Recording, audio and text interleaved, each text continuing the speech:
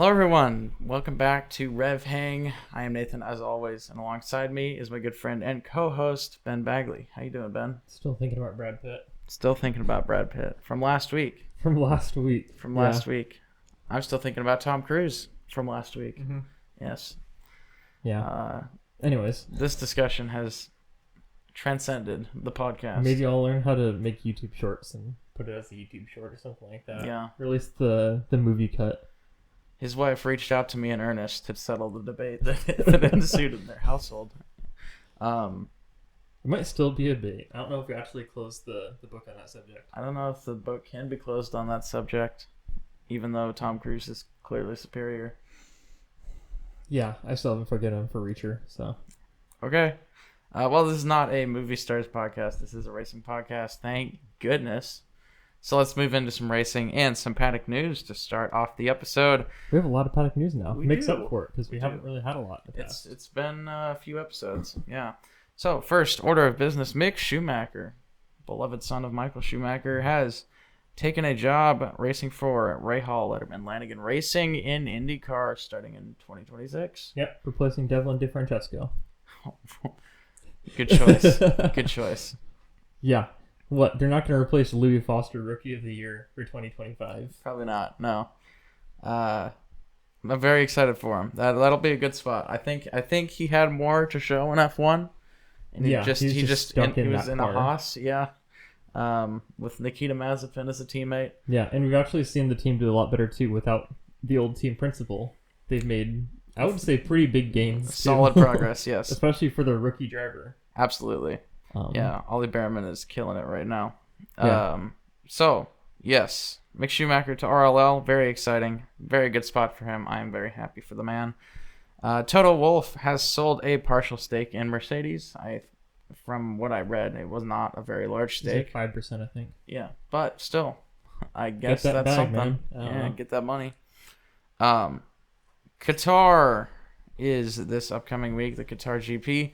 And once again, they have made a mandatory two-stop. The way it's going to go. Luckily, Qatar is later in the year this year, so hopefully we won't have drivers getting heat stroke during the race. But maybe that could still happen. Or maybe it'll just like be torrential downpour and rainy the entire time like it was in Vegas. Yeah. That'd be kind of... Well, it'd be kind of cool. It would be kind of cool. I don't know how that would... It would kind of be probably insane. It'd be cool because it would cancel the Qatar GP. Yeah, probably.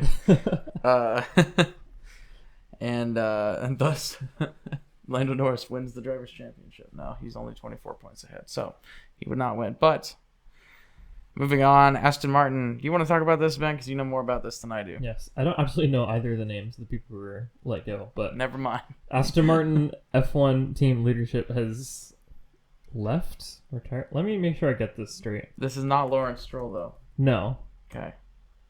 That's the important one. Leadership turnover. According to the AI, Which is always correct. Andy Cowell, the CEO and team principal, has apparently been removed following the Vegas GP. I can only assume this is related to their performance. Most likely. Yeah. So Mike Crack was also demoted? But that was a long time ago. That was a wasn't long it? time ago, yeah. Yeah, that's right. Mike Crack hasn't been a name that we see a lot for a while. Yeah. So. Yeah, he's the CEO for just over a year. Yeah. Not even that long.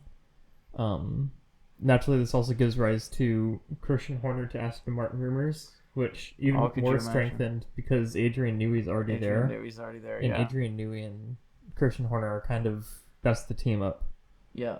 Yeah. They like working together. They're doing an Alpine and just saying one of these CEOs will figure it out. Just keep putting a new one in every year. Yeah, just keep running them through. That being said, Aston Martin really has kind of fallen behind from where they were in 2022. Yeah. So maybe another leadership change is what they need. Another one. Yeah. Yeah. At this point, they're probably idling until 2026 anyways on development. So yeah, we shall see. Yeah, but interesting. I think the chances of us seeing Adrian or Christian Horner at Aston Martin are pretty strong, actually. You think so? I think so. I could see it, yeah. I could see them having an interim chief for the next 2 races, and then Yeah, and then, I their mean, main guy. Lawrence Stroll seems like the type of guy that would choose a guy like Christian Horner. Not really concerned about any checkered past, just like, this guy wins. They're in the business of hiring, the qualified individuals. Yeah. So, yeah, I could see it. Yeah. Also, not paddock news, but kind of cool. Cadillac posted a video on YouTube of their first full-length simulated race weekend. I think they're doing it during the Barcelona Grand Prix, but it was super cool to get a little bit of an inside view on how they do it. Simon Pagenaud's their development driver, which is kind of cool to see them driving from that IndyCar background. Yeah. But it was kind of cool. I felt like it was a more technical view than I would have expected from an F1 team behind the scenes. Yeah. So that was pretty cool. That's Highly pretty recommend sweet. to watch. It's a good insight into probably how other teams also go about race sim weekends. Just maybe a little bit more polished since they aren't learning how to do race sims. Right. Good stuff, Ben. All right, let's move into the Las Vegas Grand Prix. In qualifying, to give everybody some context, the top 10 were Lando Norris on pole position, followed by Max Verstappen and Carlos Sainz in P3. 4th and 5th were Russell and Piastri. 6 through 10 were Lawson, Alonso, Hadjar, Leclerc, and Gasly. This was one of the crazier qualifying sessions of the year, if not the craziest. It was raining in Las Vegas, as it never does. Yeah, and when it rains in the desert, you get flash floods. Like crazy. Yeah. Because the water has nowhere to go. So, it was pretty nuts. The track was very slippery. We actually saw the full wets being used. Insane. Craziness. Never thought I'd see the day. Yeah. Very crazy qualifying session. Caught out Lewis Hamilton, who came in last place on pure pace, pretty much. The first time Sort of. Ferrari's been knocked out in Q2 or Q1 since 2009 or something, I think. On pace, you mean? On pace? Probably. Yeah, that would make I think sense. that was a stat that I saw. It's a legendary year for people not making Horrible. Q2. Yeah. Moving into the race, Lando Norris went deep into turn 1, allowing Verstappen and Russell past. Bortoleto collided with Stroll, taking them both out of the race and causing a virtual safety car. But the VSC did not come out before marshals ran out onto the track under green flag conditions. Insane. Yeah. AMR could never. Antonelli got a 5-second penalty for a false start. Leclerc made his way up the field to P5 pretty quickly. Norris passed Russell on lap 34 for P2. Lando had a problem at the end of the race that caused him to lose a ton of time, but was able to maintain P2 until the end of the race. And we're not going to mention Lando in the results until the very end, and we will talk about that. Where are the McLaren drivers? Where have they gone? So, in first place was Max Verstappen, followed by George Russell and Kimi Antonelli on the podium. 4th and 5th were Leclerc and Sainz. 6 through 10 were Hadjar, Hülkenberg, Hamilton, Ocon, and Behrman. Double Haas points. Love to see that. 11 through 15 were Alonso, Tsunoda, Gasly, Lawson, and Colapinto, once again finishing last of the finishers. And then we had 3 retirements, Albon, Bortoleto, and Stroll, and 2 disqualifications, Lando Norris and Oscar Piastri, both of the McLaren drivers. Wonder what happened. I wonder what happened. Surely it couldn't have been related for the same issue, right? Surely it wasn't a plankware issue. Yes. So, let's talk about it. Double disqualification for McLaren. It was a plank infringement. The planks were worn down too much, which means for those nerds that know too much about F1, the car was running too low to the ground, which you're not allowed to do.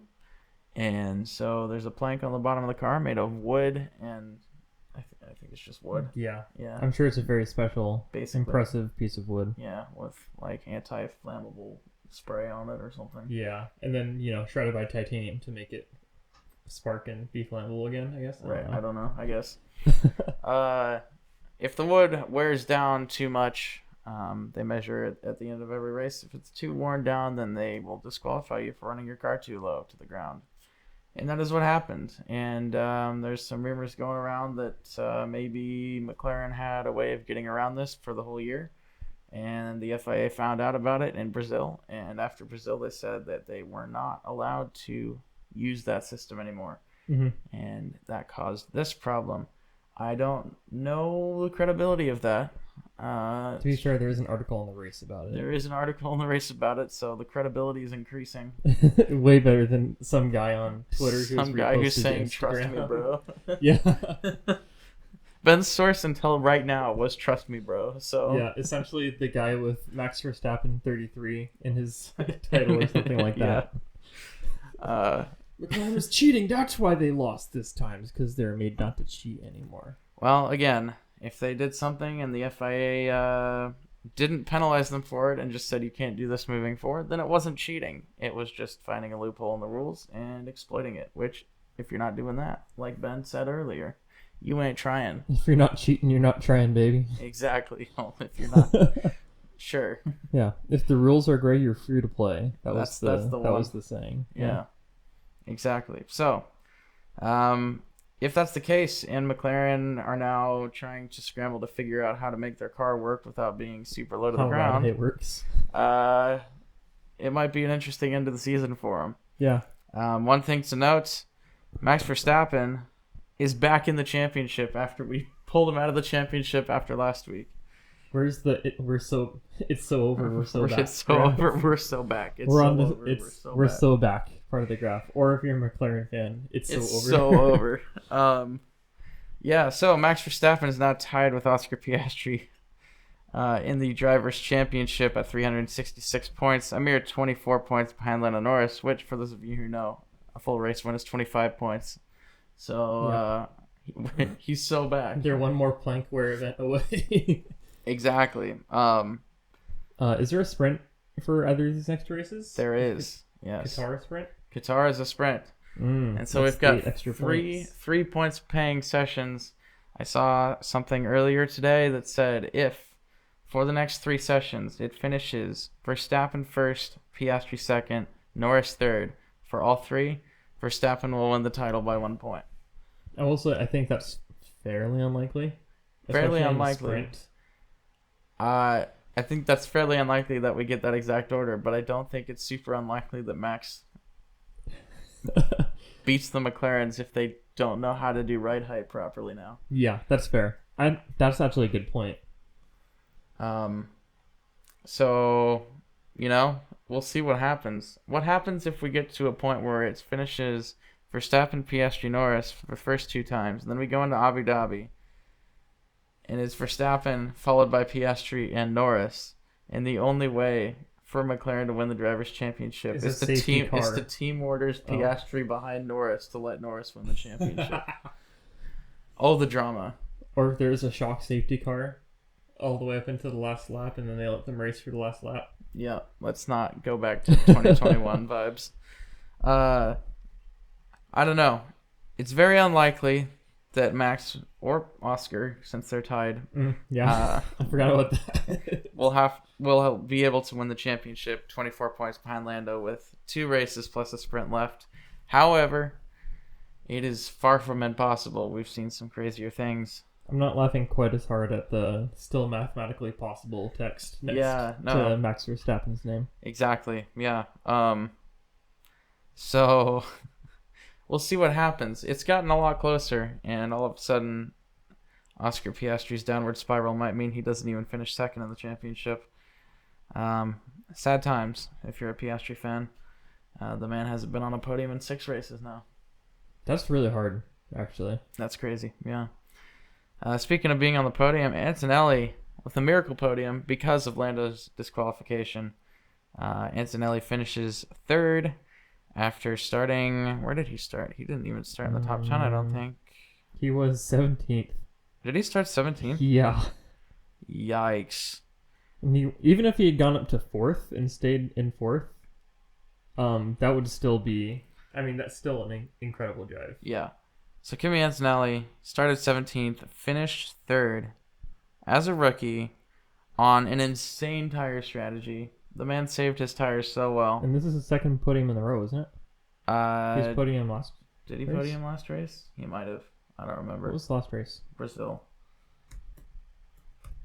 We can check on RevHang.com, or you can just Google it.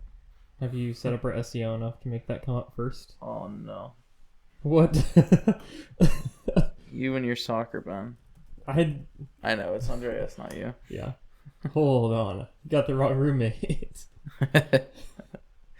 We're only professionals here. The wrong wickedly handsome blonde man of European descent.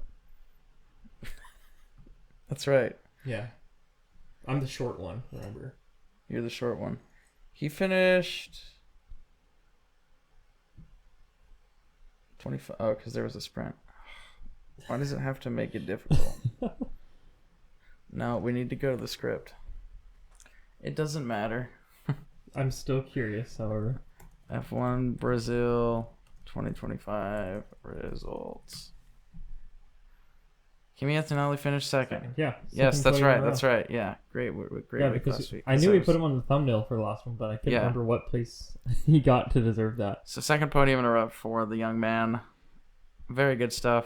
Kind of a miracle podium. Made a crazy tire strategy work. Yeah. And held Leclerc behind him for actually most of the race. So very good job. Lewis Hamilton also with a comeback drive, not quite as much as Antonelli. Hamilton started 19th after qualifying 20th because Yuki Tsunoda had another engine change for like the 50th time this year. And Hamilton ended up finishing 8th, which would have been 10th. It still would have been points, but behind Nico Hülkenberg. What a comeback! Crazy. Only 8 points behind a behind Carlos Sainz also. Yeah. Indeed. Hulkenberg P7, as was just stated. Love to see it. Carlos Sainz P5 in that Williams. Good result for him as well. It's actually a pretty cool like top 10 lineup. Yeah, it's amazing what happens when you take the top the top team out of the standings. It's like, oh, this was awesome. This is crazy. Yeah. So, moving into the standings, like we said, Lando Norris has 390 points, followed by Oscar Piastri and Max Verstappen at 366. I believe Oscar Piastri wins the tiebreaker, but I could be wrong, actually.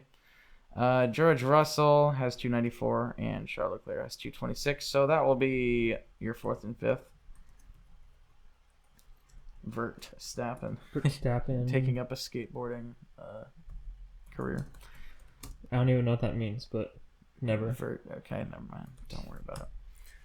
I'm a skier, actually. I don't know how many Oscar won this year. I feel like it's been more than Max. Max has 6, so yeah. So Oscar's still ahead, technically, on race wins. Wow. Okay. Not for long, though. Oh, wait, no, that's not this year. Wasn't it? No, that was overall. Oh. We're doing so great today. It's a great time. Standings 2025. Only professionals. Piastri is ahead. Okay. Got to be on tiebreakers. But can you imagine if they come out of the season tied on points? That'd be crazy. That'd be so funny. Is that even like mathematically possible? I'm sure it is. I guess. That'd be pretty tough at this point to like keep your points steady to the end. Yeah. All right. We went through standings. Let's go into the pit stop championship. Oh wait, do you think Carlos Sainz passes Nico Hülkenberg or even Isaac Hadjar to break into the top 10 for standings? Carlos Sainz is at 48, Hadjar's at 51, Hülkenberg's at 49. I think he passes Hulkenberg. I don't think he passes Hadjar. Also, funny fact, Oliver Behrman is ahead of Fernando Alonso by 1 point right now. Love to see that. Poor Fernando Alonso. Fun fact, Lance Stroll is ahead of Yuki Tsunoda. Fun fact, Franco Colapinto is yet to score points. Do not bring that up. We can't afford to be on either side of it. They're both losing sides. Yes. Pit stop championship, Yuki Tsunoda, once again with a time of 1.99 seconds. Another fast pit stop from him. Followed by Russell and Norris. 4th and 5th were Lawson and Sainz. 6 through 10 were Alonso, Leclerc, Piastri, Hadjar, and Behrman. Behrman just scoring points everywhere. He's cooking. What a man. Standings, Leclerc is still out in front. Most likely... Yes. Charles Leclerc has won the pit stop championship for the drivers.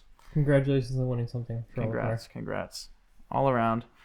And then the battle for second between Yuki Tsunoda and Lewis Hamilton is intensifying. Yes.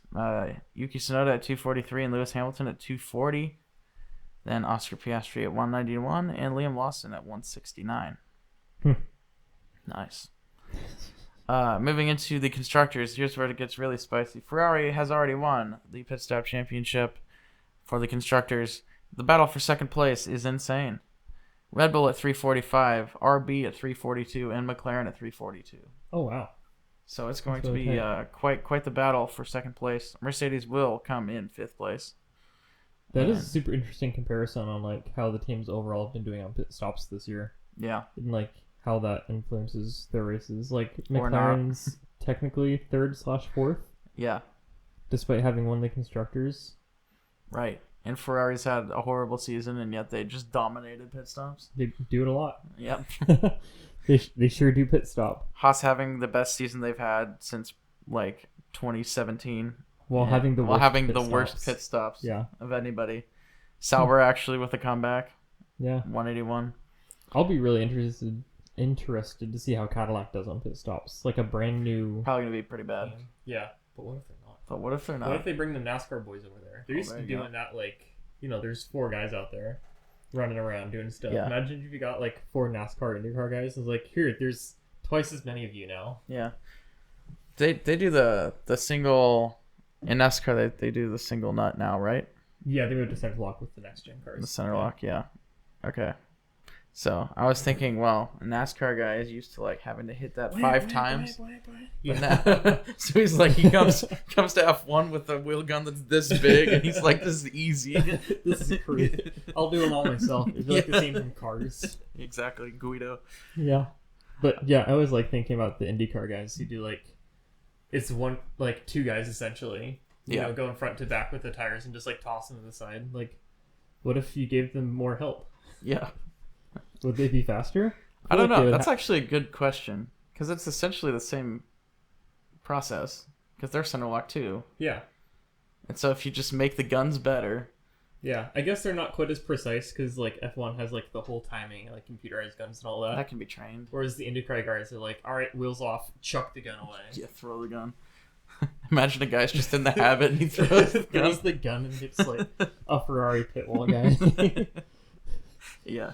Meanwhile, right into the pit lane. The guy in front's like, go. It's like, we don't do that here. Why are you spraying There's a guy in the back that's pushing the car as it goes. Spraying water at the driver. It's like, we don't do that here. Where'd you get that? What's going on? This guy with a fuel hose for some reason. Like, what's happening? All right. That thing away. It's illegal. They're going to see you. All right, so. They're going to put you on the track. Moving on to... Where's the wall to jump over? Overtake of the week. I give this one to Ollie Behrman for his overtake on Franco Colapinto on lap 25 of the race. We saw it in the mini player, and that's the only place we saw it, and there was no commentary on it, but it was an absolute dive bomb. It was great. It was a great move. Love seeing the rookie on rookie violence. Yep, exactly. All right, moving into our weekly predictions. Las Vegas Grand Prix, to remind everybody, the top 5 was Verstappen, Russell, Antonelli, Leclerc, and Sainz. Ben, what did you have? It wasn't great. Piastri and Norris up front, and then Verstappen, Antonelli, and Leclerc with Hadjar as my dark horse. So, yikes. Yeah, hey, at least Hadjar got 6th, and Verstappen and Antonelli did okay. Yeah, yep. I had Verstappen winning the race, so I nailed that one. Wow. Followed by Norris and Russell. So if Norris didn't get disqualified, I would have had the top 3 correct. Then I had Piastri 4th and Antonelli 5th, which if I would have swapped those and neither of them got disqualified, I would have had the top 5 absolutely nailed. If nothing went wrong, I'd swap some places. Yeah, exactly. See, now you're getting it, Ben. If I had been right, I would have been right. Yeah, there you go. My dark horse was Esteban Ocon. Fastest lap went to Max Verstappen. What did you say, Ben? I had Lando Norris. I had Max Verstappen. Driver of the day also went to Max Verstappen. What did you say, Ben? I had Piastri. I had Kimi Antonelli, who probably actually deserved it more. Yeah, probably. Looking back at it now. Yeah. I mean, Verstappen passed Lando into turn 1, and then that was it. And yeah, he left. Yeah. But you did can't Verstappen give, things. You can't give Antonelli twice in a row, right? Surely not. That's a Lando Norris thing. Surely not. Yeah. Well, Verstappen won it last week too, because he started like last and finished third. Oh, I guess he did. Yeah, I guess that was pretty deserved. That was deserved. I don't know. Going 17th to third as a rookie. Yeah. Driver of the day robbed by Max Verstappen. Exactly. What a problem to have. All right, moving into the Qatar Grand Prix. Top 5, what do you got, Ben? I've got Verstappen, learning my lesson. Norris, Antonelli, Russell, and Sainz with Hadjar as my dark horse. I'm going to try it again. No Piastri in the top 5. No. I got to hedge my bets. Nice. I have Verstappen and Norris as well in my top 2, followed by Leclerc, Russell, and Piastri, with Behrman as my dark horse. So our main deviations are, you think Leclerc is going to do better than Antonelli? Yes. Okay. Yeah.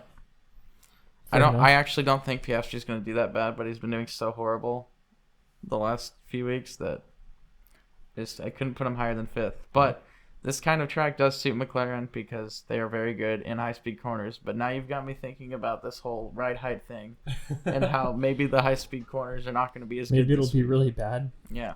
Yeah. Fastest lap. What do you got, Ben? Lando Norris. I've got George Russell. Driver of the day, what do you got? Kimi Antonelli. And I've got Max Verstappen. Very cool. It's going to be the clash of the Titans once again. All right. Ben, do you have any words of wisdom for our lovely listeners this week? It's getting cold, and everyone's starting to put their yard equipment away. Not me, because I'm dedicated to the grinds and also just behind. But it's important to remember to put fuel stabilizer in all of your yard tools, and take your motorcycle out on one last ride and fill it up with clear gas at the gas station if you can get it, or put fuel stabilizer in it and run it through. Make sure you don't clog up all your shit, because it's so frustrating to have to take apart your 27-year-old rototiller to try to find parts for the carburetor because you've left the jets filled with old fuel and now they're clogged, and it's just awful. Yep. And it's such a pain. So it's so much easier just to put fuel stabilizer. I honestly just keep fuel stabilizer. When I fill up a new gas can, I just put fuel stabilizer in immediately because there's not really any reason not to. Yeah. So solid. Yeah, and clear gas is, most motorcycles at this point can run clear gas. Yeah. And I think it's worth it. Not all the time, but especially going into the winter, I think it's worth it for storage. Cool. Good stuff, Ben. All right. Do you have something from the community to share with us? The community? The Craigslist community. Oh, the Craigslist community. Yes. It's really cool. I think it's really cool. Do you think it's really cool? I think it's pretty cool. It's a Lexus LS600 HL. The roof rack makes it less cool. I think the roof rack makes it sick. No, hear me out. Okay. A Lexus LS600 HL from 2008. This is a V8 hybrid Lexus with all-wheel drive. Imagine taking this thing up to Willamette Pass. Yeah. Obviously not on a fresh pow day, but roads are relatively plowed. This has all-wheel drive. You throw a pair of winter tires on there. All-wheel drive. You got your roof racks. You have a long wheelbase luxury sedan with heated seats and a mini fridge. That thing's ballin'. It's so cool. You got enough room in the trunk because it's a big old sedan to put all your winter clothes and stuff like that. It's super comfy because at that point it's practically a Century with a hybrid system. Yeah. Back in 2008, this thing had lane departure and a backup camera. It's got a DVD player with a screen in the back, so you can watch all your cool winter movies while you're driving up. Mm-hmm. Heated and cooled front seat. It's got triple zone climate control, which is very cool. Full surround sound Bose speakers, 2 fobs, a keyless entry card to put in your wallet, which I didn't know that they had that back then. I'm really mostly astounded by the fact that it has all this stuff from 2008. That's more common to see cropping up in 2013, 2016 era. It only has 146,000 miles, and it's a Lexus, which means it's a Toyota, which means it's early in its life cycle. Yeah, it's broken in. And it's the hybrid system's probably not getting you that much better gas mileage, but it has a V8, so passing power is not really a problem. Is it? Wait, no, is it a Toyota engine? Does Toyota make a V8? Did they make a V8? Yeah. What do you think they For put in the the truck? What do you think they put in the Tundra? They put the V8 from the truck in the Lexus? Hold on, let's LS600 HL. V8. Did they actually put a Tundra engine in a car? Oh, it's a 5-liter V8. So this is essentially what they put in the ISF. I can't picture that car for some reason. The ISF? Yeah. What about the GSF?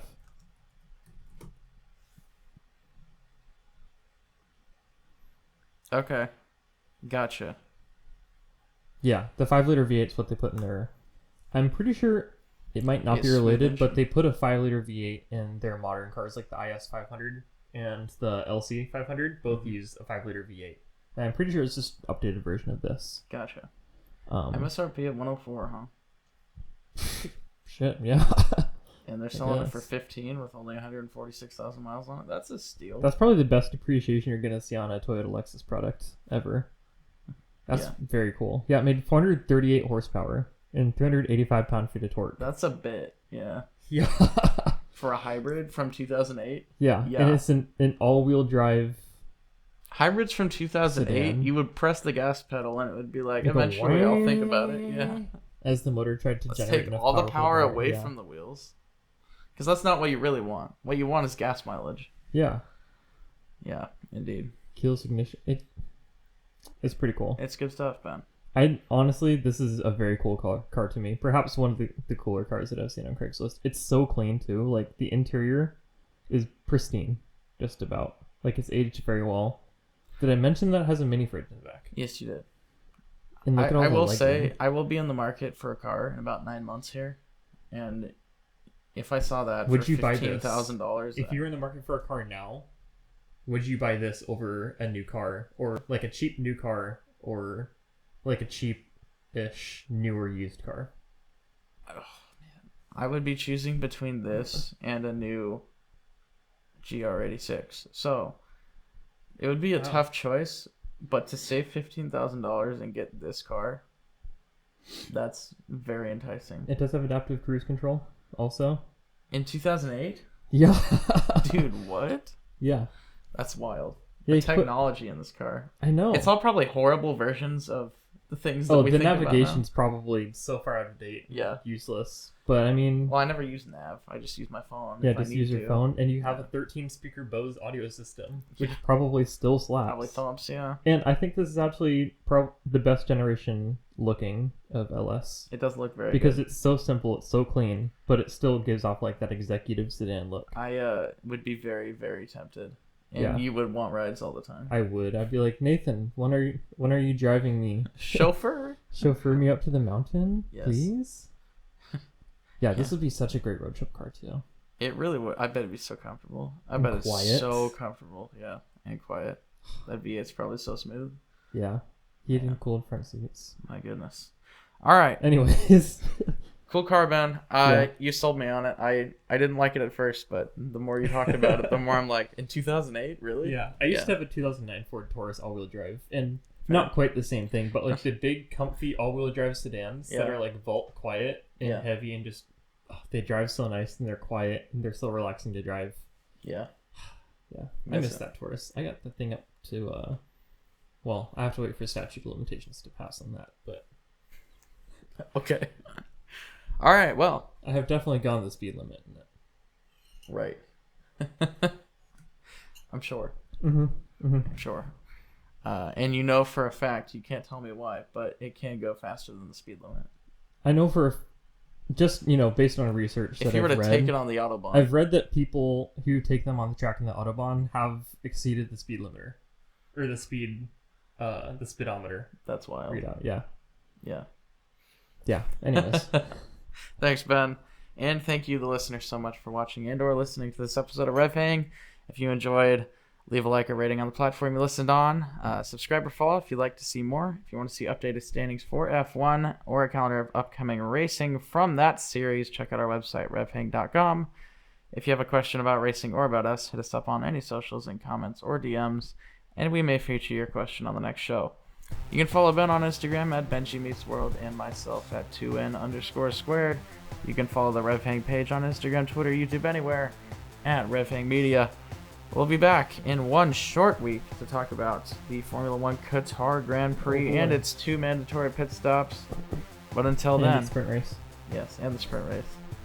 Until then, I've been Nathan. And I've been. Thanks for hanging out. See you later.